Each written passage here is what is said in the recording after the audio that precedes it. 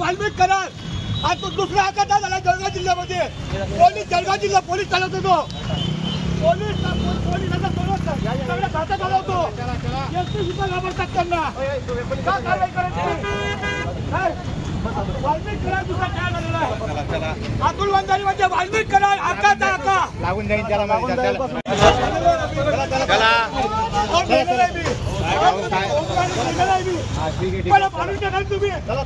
वाल्मिक करार दुसरा अतुल वंजारी म्हणजे वाल्मिक करार आज तो दुसरा अपघात झाला जळगाव जिल्ह्यामध्ये.